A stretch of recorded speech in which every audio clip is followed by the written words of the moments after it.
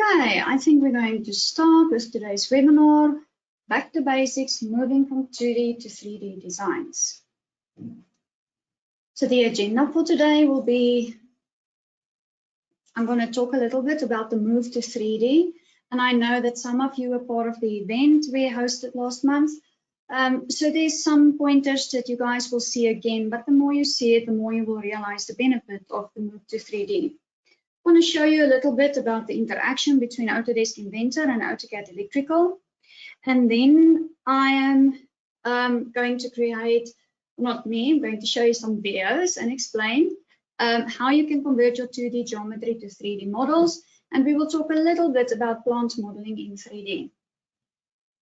So I'm your host, Helani Burger, manufacturing and process plant specialist. I've got a mechanical diploma, 11 years experience in the drawing office as supervisor, and I play music, especially bass guitar and drums. Just a fun fact about myself.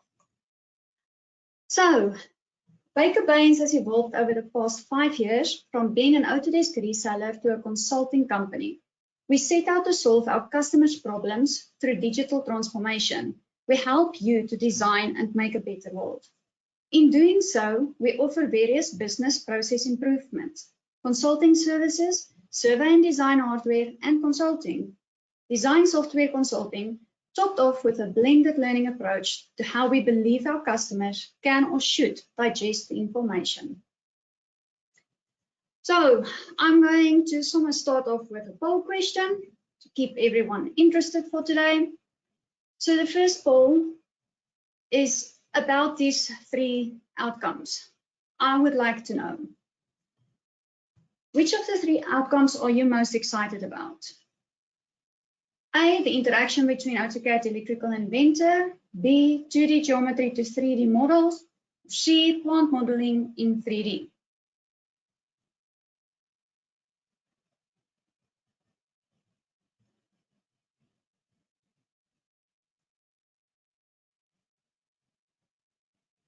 Thanks.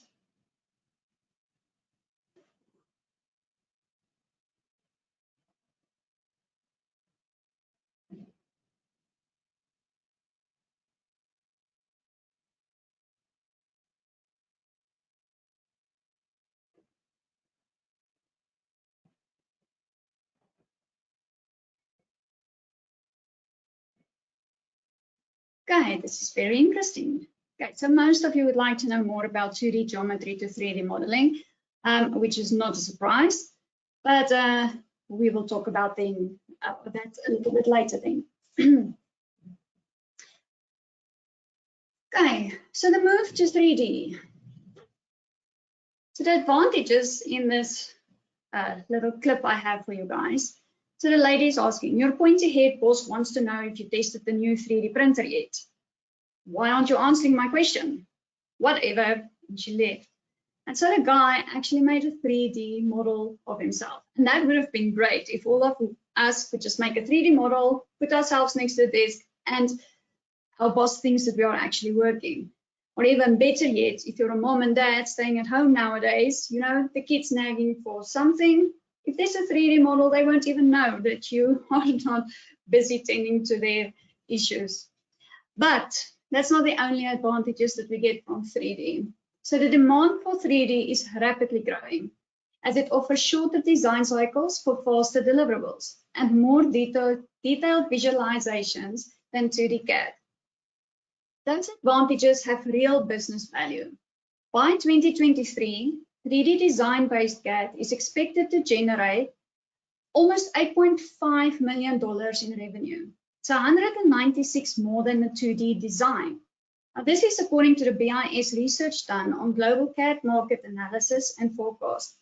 The 3D modeling is increasingly winning favor over standard 2D CAD. 3D modeling not only improves this efficiency, accuracy, and productivity of the design process, but it also provides a more detailed visual representation for your end user. It's because of this dual benefit to a business and its customers that having 3D CAD software is now a major competitive advantage. So what is 2D to 3D software? It transforms your 2D ideas and designs into 3D models. The software is not only enabling you to digitally design, visualize, and simulate your most complex ideas, it also eases the transition from 2D to 3D design and your engineering processes. The difference between 2D and 3D design, I know, might be common to most of you, or common knowledge to most of you, but 2D design is flat and it only has 2 dimensions, while 3D design allows you for depth and rotation. In general, these terms define the difference between a painting and a sculpture. Most of these shape designs are used in geometry. Much of the marketing claims used by software vendors cause many to assume that the transition to a 3D design process will be quick and simple. The truth is, it takes time, planning, and some getting used to.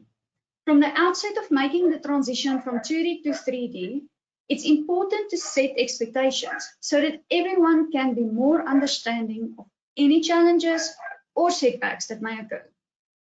The demand for 3D is rapidly growing as it offers shorter design cycles for faster deliverables and more detailed visualizations than 2D CAD, as mentioned before. So I have a presentation here for you guys for 4 different categories in a normal design office, and what you need to expect when moving from 2D to 3D. So as a user, you will have to expect that the current workflow will likely change. As a project manager, you have to expect to accommodate timelines for difficulties and delays when doing this transition. As a CAD manager and/or IT staff member, you have to expect that 3D software may require new hardware and software configurations and expansion of your network resources. As a C-level executive and senior management, you have to expect that all the previous expectations are normal for the transition from 2D to 3D. So the biggest benefits of the change from 2D to 3D is that 2D designs are reusable. You can generate a 3D model by using AutoCAD and Inventor from your original 2D design. It is flexible.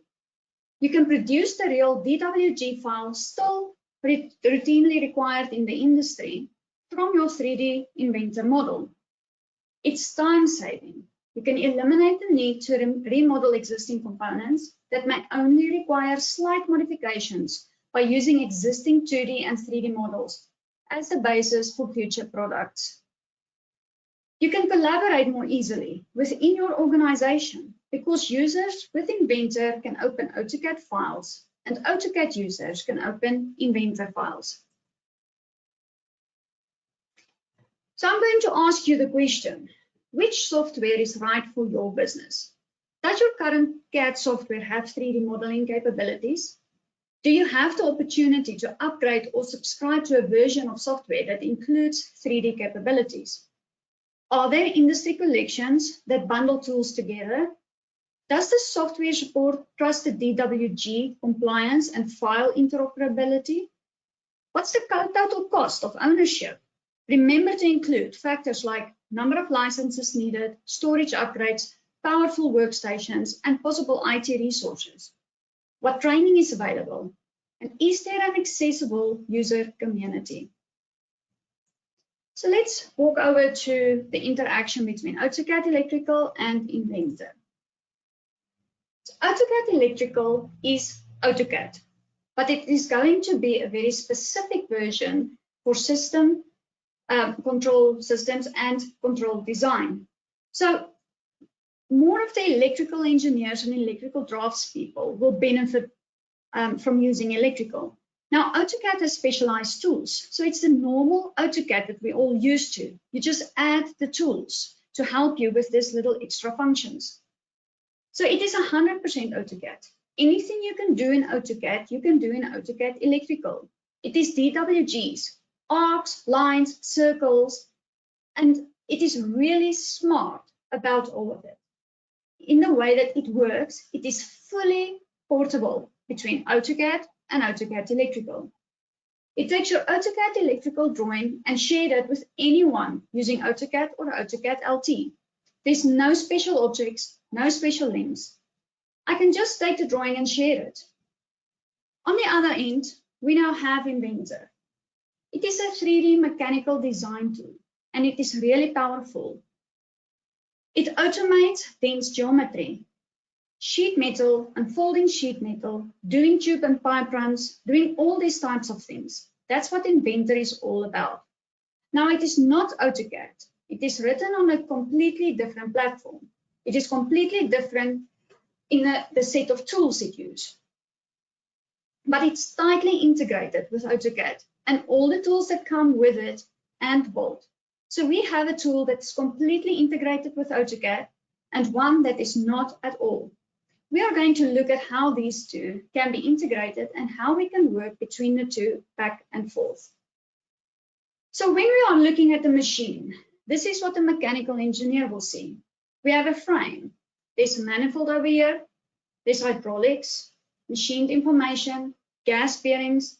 This exact machine seen through the eyes from an electrical designer is completely different. An electrical engineer will see an operator interface, control panels, emergency stop buttons.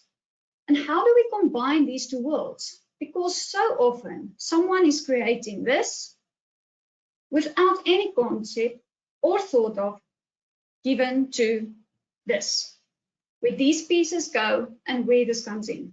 So the idea of these two working in tandem really makes sense. Effective collaboration between mechanical and electrical engineering teams can be challenging. But what if electrical and mechanical designs could talk to each other? What if they synced with each other? What kind of an impact would that have on our current engineering workflow?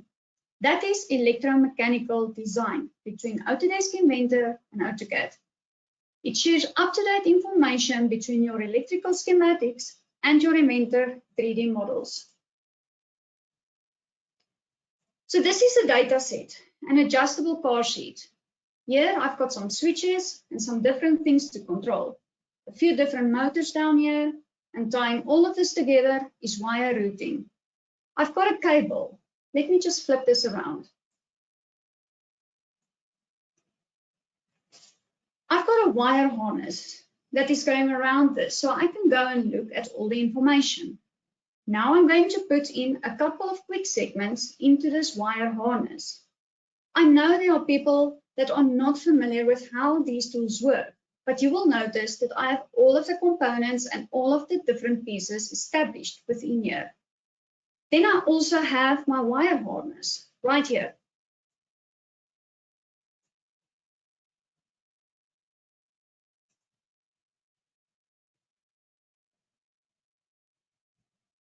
I'm going to go ahead and activate my wire.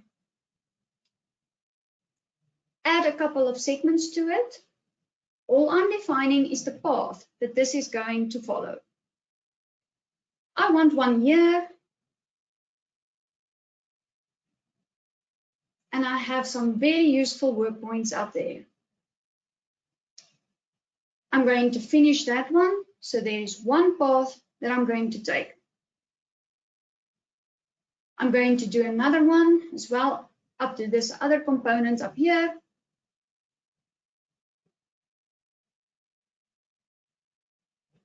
And right now, all of this information is really empty. My harness is empty.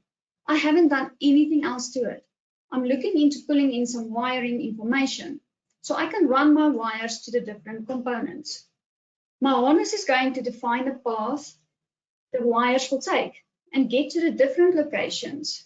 And the benefit of this is that this is real world distances. Now we can pull things like wire links and begin to understand how this fits together. I'm going to finish my cabling harness. This can all be done with standard Inventor stuff. I can get all of this done independently of working from electrical. So I'm going to place in the wires now. Someone else has been setting up the control circuit. We have the two different components. Sorry, not components. We have the two different places that we are working with all of the same components, and it is basically drawn in two different places, but we don't want to redraw this electrical scheme in Inventor. We just want this knowledge, this information that is on this electrical to pull through to Inventor. So we have a tab in Inventor called Electromechanical. This is where I would go to set this up. I want to do a mechanical link, and in my case, I'm going to create a brand new file.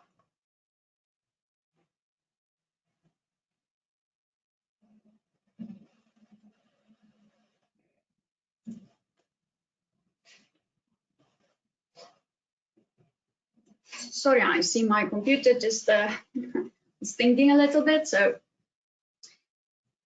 creating the brand new file. I'm going to name this Electrical Inventor.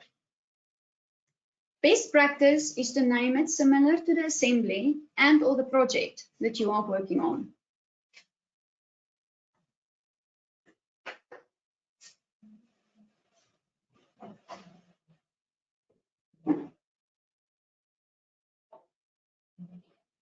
The key thing here is to specify the shared folder that both Electrical and Inventor are going to look at to pull the information.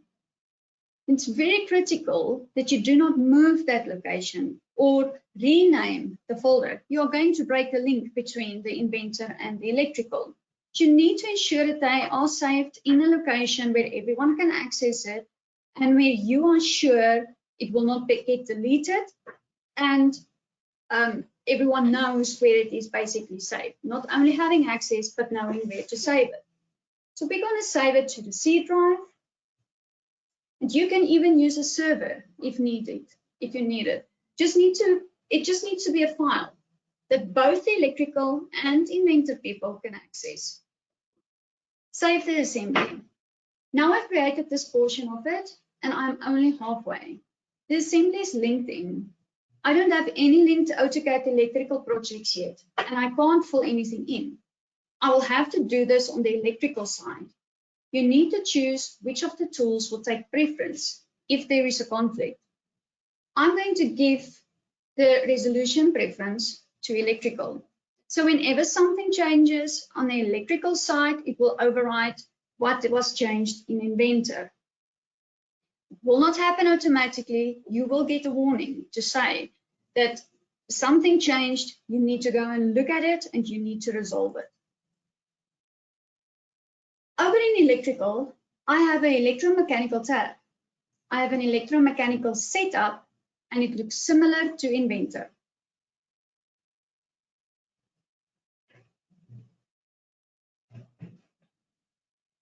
Now you have to choose. Do you want to create a new one, or do you want to link to an existing one? Well, I created an EMX file link in the first instance. We picked the one created, and now it will link the two projects together.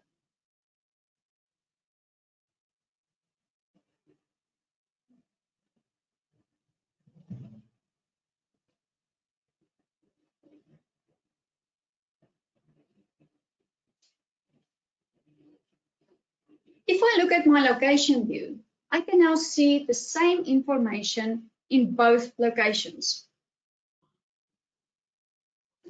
Drop down the ladders. Everything that has a dot is an electrical component, and everything with a 3D box is an Inventor component.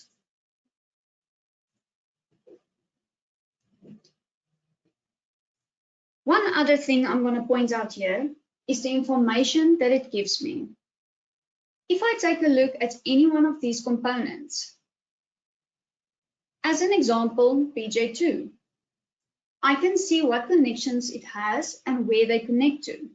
I can see the different wires and where it connects to.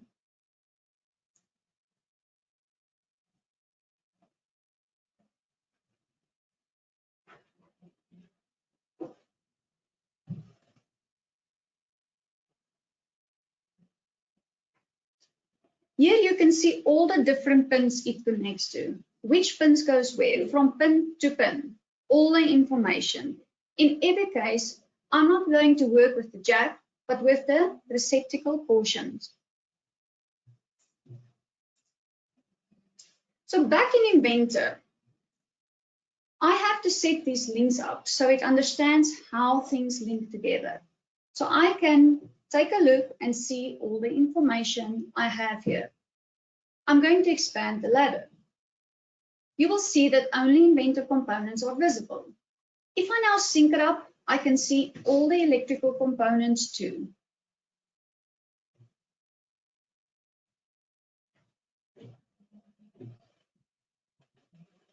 If I right-click on PJ1, I can assign it to an existing component that is in my assembly. I'm going to assign it to this piece. It now has a slightly different icon. It now understands that these components are linked together. So this component here is exactly the same as the other one. I didn't rename my components in my Inventor assembly to PJ1 and PJ2. I named the tag in electrical PJ1 and PJ2. But over here in Inventor, I'm just going with a part name. The link is important because I can now take the tag information. I have the tag information and I can pull it in with the other information I have. And it knows that they are tied together, whether they have the same name or not, or the same information or not. It knows that they are tied together. So we will now create a connection and placing in the wires. We have to have a harness in place for this to work.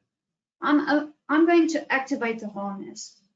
If I don't, it will ask me to create a new one. When I now say create a connection, it goes through the list and it looks at all the wires that I have over in AutoCAD Electrical and pulls them across to Inventor. This is a big spaghetti mess right now because I haven't run them through the routes yet. Right now, it is going point to point, closest direction, least resistance. I'm going to automatically route the particular wires, so they run through my harness and then connect to the different locations we have. People may ask, why do we want to do this? It is just so much easier to illustrate to anyone how this design will look if they can view it in 3D. And you can also see if there are going to be any obstacles in the way of the wires. You can do interference detection, but for the sake of time, I'm going to end off here. From this, you can now also draw different types of tables, reports, and you can even get overview diagrams and drawings if need be. So at this point, once again, I would like to ask you guys if you would like to know more about electrical designs and the interoperability with Inventor. You can either just choose yes or no.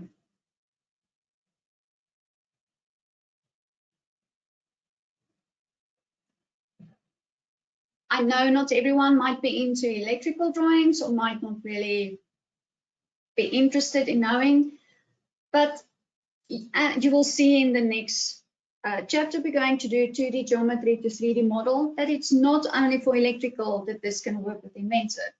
It will also be for any other AutoCAD products that you have.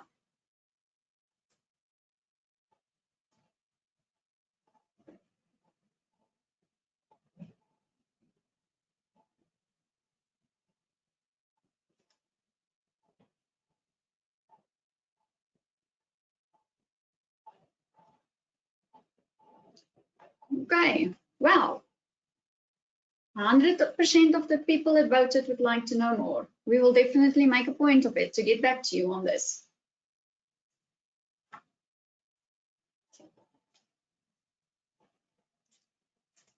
"2D geometry to 3D models."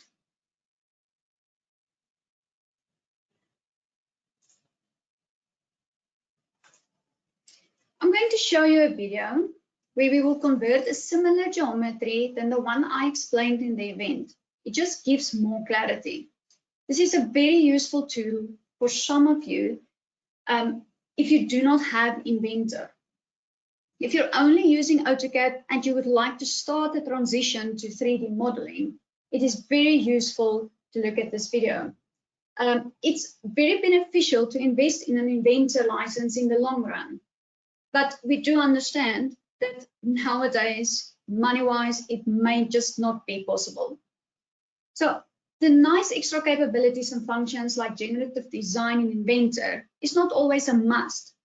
So for those of you that would like to stay with your 2D CAD, I hope you find some answers and indications of what you need to do in this video. In this session, we're going to look at how we can convert two-dimensional geometry into three-dimensional solids. I recently had an opportunity to teach an AutoCAD class, and during the session, some of the students were asking how difficult it was to go from 2D to 3D. So as an example, I grabbed one of the coffee mugs from the back of the room and took some measurements and drew a sectional view and a top view of the object just to show them we could take that two-dimensional line work and convert it into a 3D model. So I thought I'd take this opportunity to share the workflow. On my screen, I have geometry that represents a top view and a section view of the mug. If I zoom in, you can see this geometry right here represents the shape of the handle or the path of the handle. And then right here, I have some geometry that represents the section of the handle geometry. To convert this into a solid, I'm going to split my screen. I'll do that by opening the in-canvas menu here on the left. I'll come down and choose Viewport Configuration List. And I'll choose 2 vertical. This splits my screen and allows me to view my part from multiple locations in space. I'm going to start by working on the handle here, so I'll zoom in on the handle using this view on the left, and then I'll zoom in on the same area here on the right. Let's change the view on the right to a 3D view. I'll do that holding my Shift key and the mouse wheel. We'll orbit this around, and I'll zoom in a little bit closer. I would also like to change my visual style. Let me open this up, and I'll flip this from 2D wireframe to conceptual. By doing that, when I create solid geometry, that geometry will reflect light and it will look solid here in this view on the right. Also, by changing this visual style to something other than 2D wireframe, it will give me additional gizmos. If I want to adjust the location of a part, I can select it. In this case, I've got a rotational gizmo. If I right-click, I can also use the gizmo to move the object. Let me right-click again. This gizmo to scale it. Let me press escape. So where does this come in handy in this case? Well, I would like to take the section and stand it up such that it's more natural.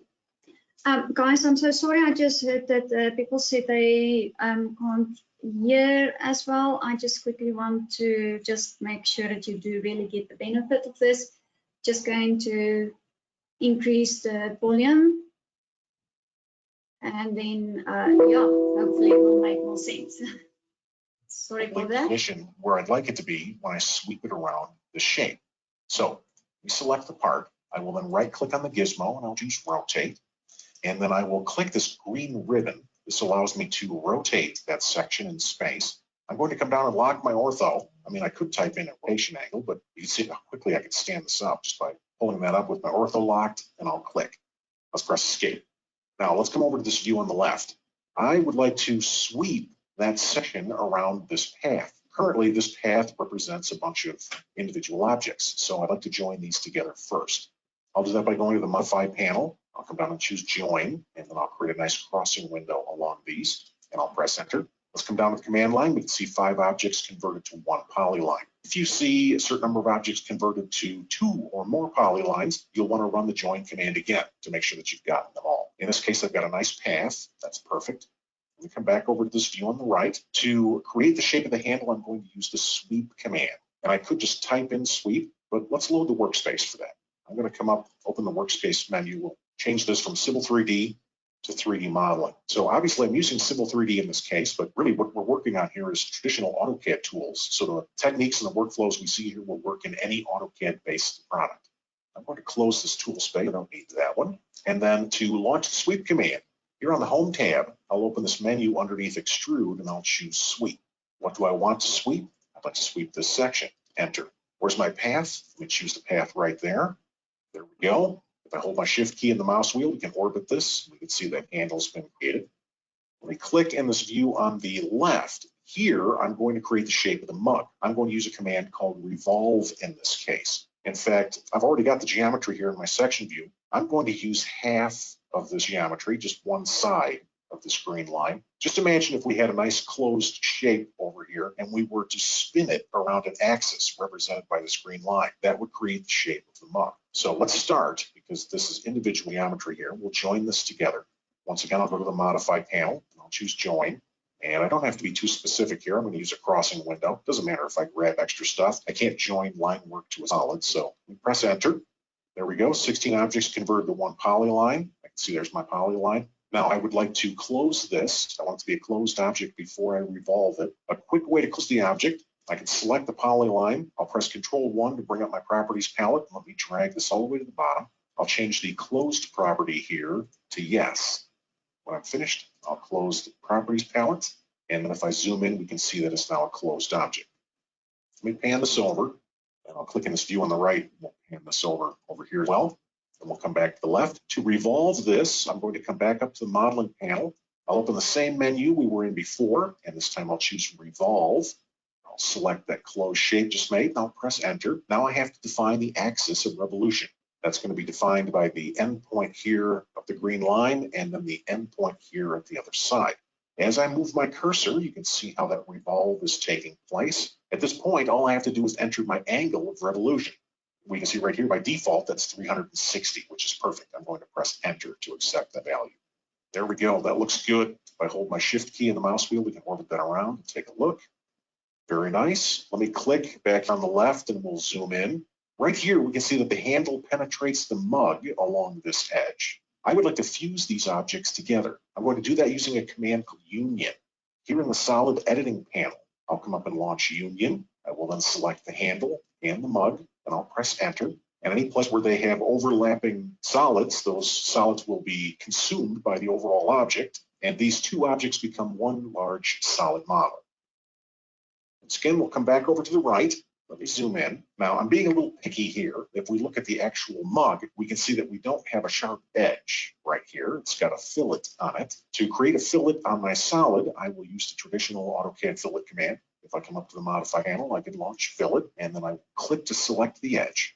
I can then enter my desired radius. Now, I drew this mug using centimeters. I'd like my fillet to be a radius of 1 millimeter. So the default here is perfect, 0.1. Let me press Enter to accept that. And I would like that fillet to go all the way around the edge. Now I could pick all of those edges individually, or if I come down and choose Chain, I could then select that edge again.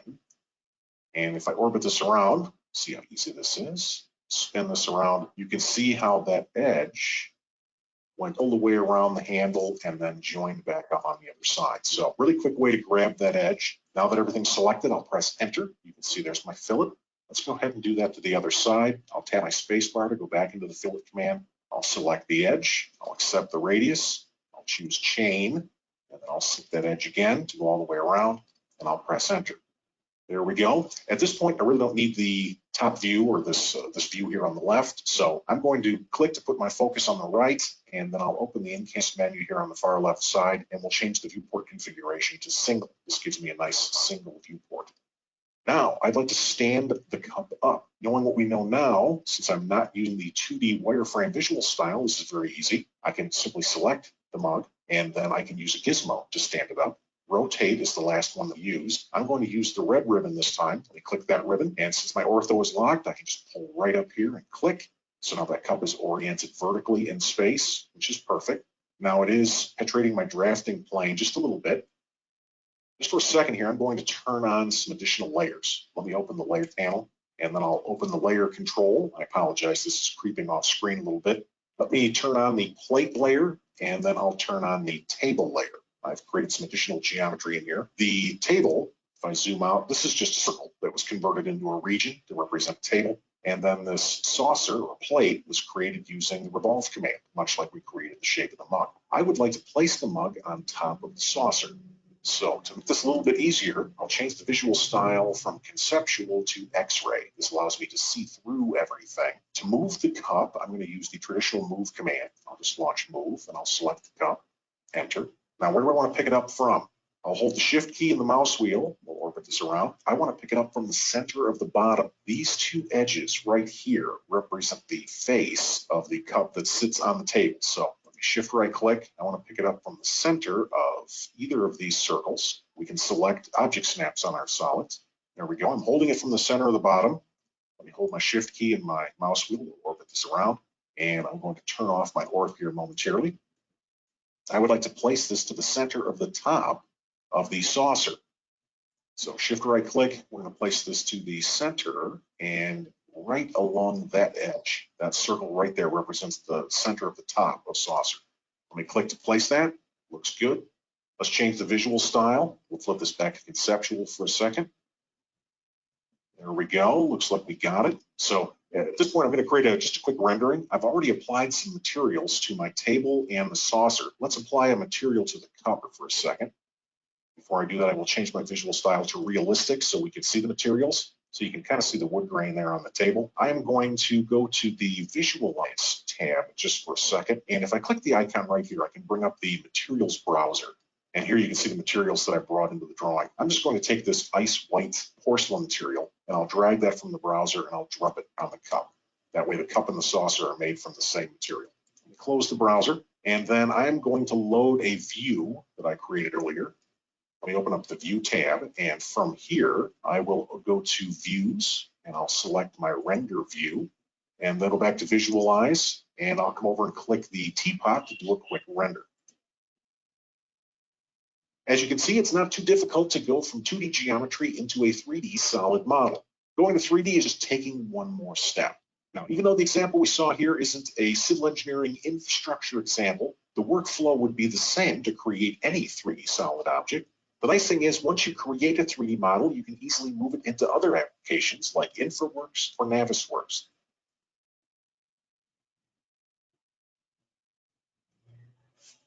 Okay, so that was quite exciting to see how you can do it just by using AutoCAD. I'm also going to show you a video now of when you have a normal AutoCAD 2D layout drawing and you want to use it within an Inventor model, how you will go about that.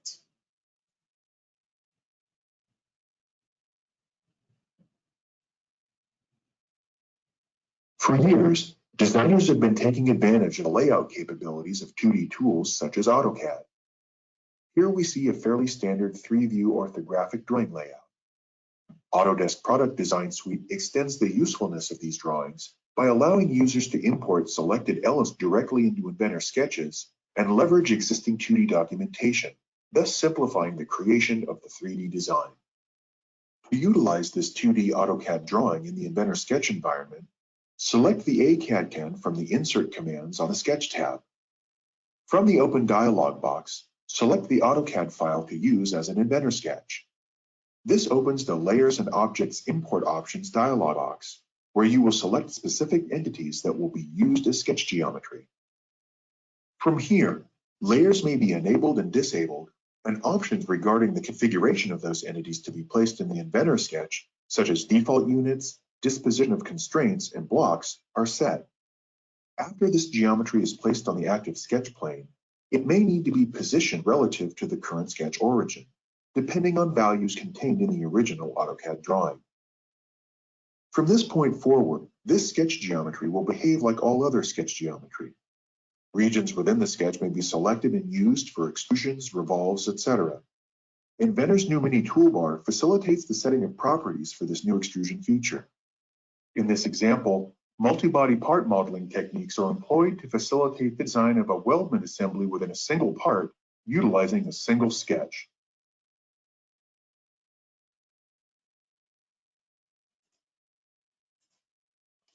So interesting.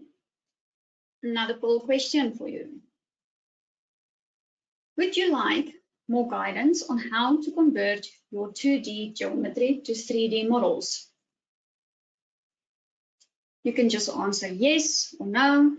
And once again, we will make it our priority to contact you and see where we can help you.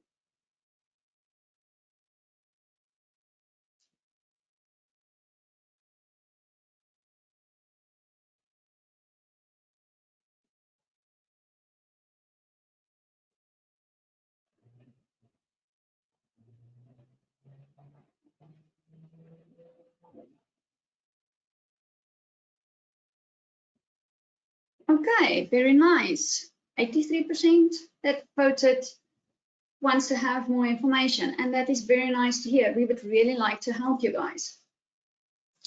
So next up, we have the Plant 3D. So Plant 3D is an Autodesk application targeted to the design and layout of process plant facilities. It has the tools and features designers need to create detailed plant models. It includes piping, structural, and equipment built on the familiar AutoCAD platform. So I'm going to show you another video of how easy it is to design a PNID schematic in Plant 3D.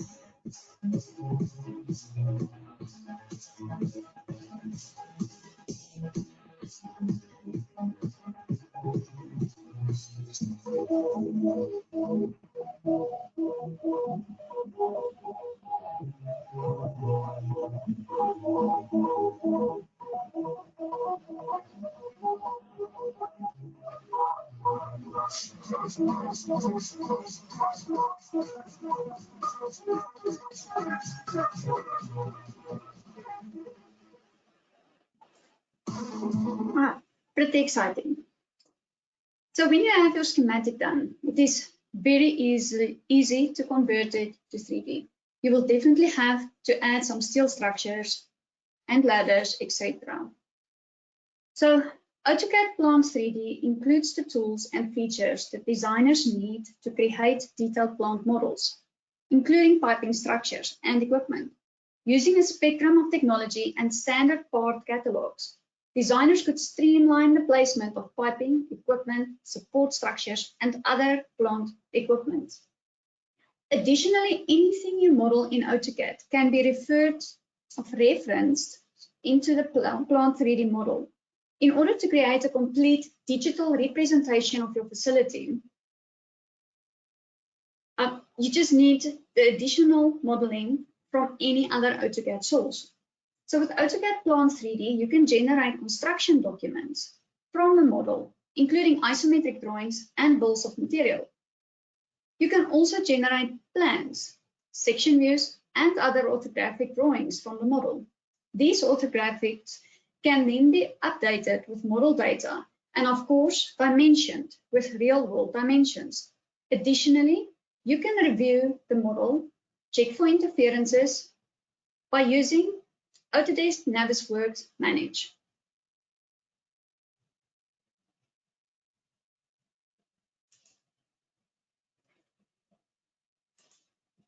So AutoCAD Plant 3D is an easy-to-use Plant 3D modeling tool that models steel structure.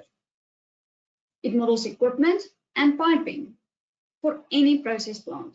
You can quickly create structural grids and place steel members on the grid. Plant 3D comes with libraries with standard steel sections. Select the one that you want along the orientation, such as top of steel. Let's take a look at the equipment Plant 3D comes with. The library of parametric equipment models can be seen here. We are placing a vertical tank and adding a skirt. We specify the dimensions using the dialog box and show how the parameters are applied. Then we place the equipment in the model. Equipment nozzles can be modified at any time. We click on the nozzle and change the location or orientation and size through the dialog box. Piping modeling using piping specs and catalogs to place piping components accurately in the model. Here we will route a line from the pump to the reboiler. Mating flanges are automatically placed along with the corresponding bolts and gaskets. We select the gate and the check valve from the piping tool palette and complete the piping layout by using automated pipe routing. Piping grids allow us to easily modify pipe layouts, in this case by defining the top of pipe elevation. So, death by poles today, but this really helps us a lot to help you in the long run. So, which of the following products are you making use of?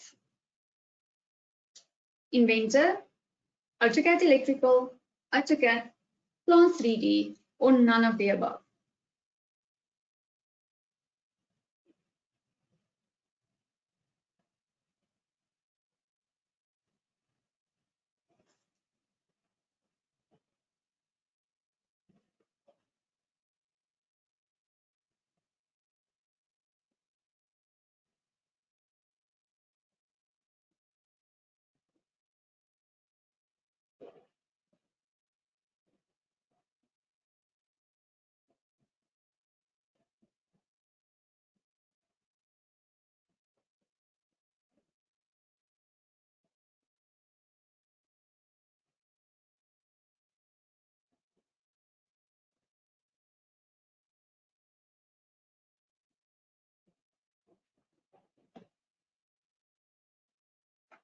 Okay, nice to see. Most people are using Inventor already. That's nice to have. Some people for electrical, and then a little bit more for AutoCAD Mechanical, and Plant 3D is the least of the ones used, but it's always time to learn something new. Sorry. So in closing, how can we help you? So Inventor and AutoCAD Electrical interoperability. We saw that it's easy with Inventor to interact with Autodesk software. So if you are unsure that this feature will assist in your business, and we didn't give you a call from the polls today, then call us and book an assessment and or training. We can assist you with that. For 2D geometry to 3D models, you can use your normal AutoCAD to step up your game to 3D models, or just take your 2D designs and convert it within Inventor. If you would like to make the move over to Inventor and will need AutoCAD mechanical training, once again, just call us. Now, modeling in Plant 3D is not for everyone. Not all our clients are actually based on plants, but you might see a benefit in it if you now saw these videos for your area. And it's simple and easy to use and to convert the schematics to 3D if you needed to. So if you would like to do your P&ID designs with proper tools and you need to move to Plant 3D, call us for software and or training needs. Another poll. Sorry guys, we're almost done with these. It's actually the last one. So, how familiar are you with Baker Bains and the services we offer to help solve our customers' problems? Either very familiar, or you're not familiar, or you're somewhat familiar. Just so that we know who we are actually reaching today and can help in the future.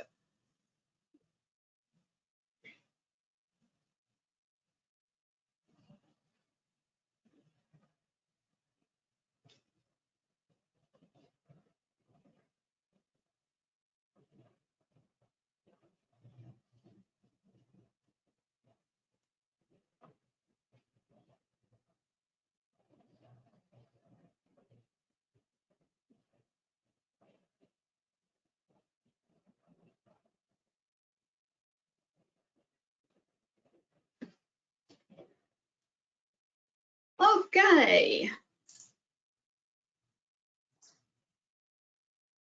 So most people are somewhat familiar. We will make a point of it to reach out to you so that you can become familiar with us. Very nice company to work with. So, Baker Bains, we have iAdopt. iAdopt is where we assess your needs. We will educate and consult, and to make sure that you get everything from the software that you need from it and that you can fully use it. So iAdopt is a unique consulting methodology to help our clients. And for today's case, we will help you develop and implement a digital strategy and transformation.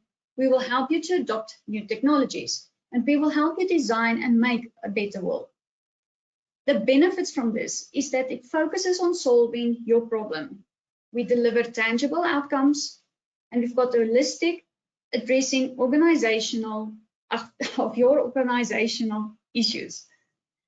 So there's a lot more that Baker Bains can offer you guys, but the first step is to get into contact with you. So we also have a support line. Our support, is open from 8 o'clock in the morning to 11 o'clock at night.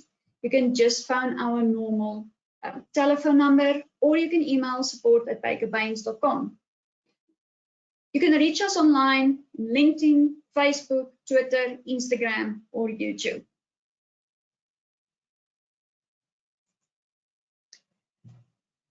So we solve our customers' problems through digital transformation, helping you to design and make a better world. So I would like to thank you for being with me through this webinar.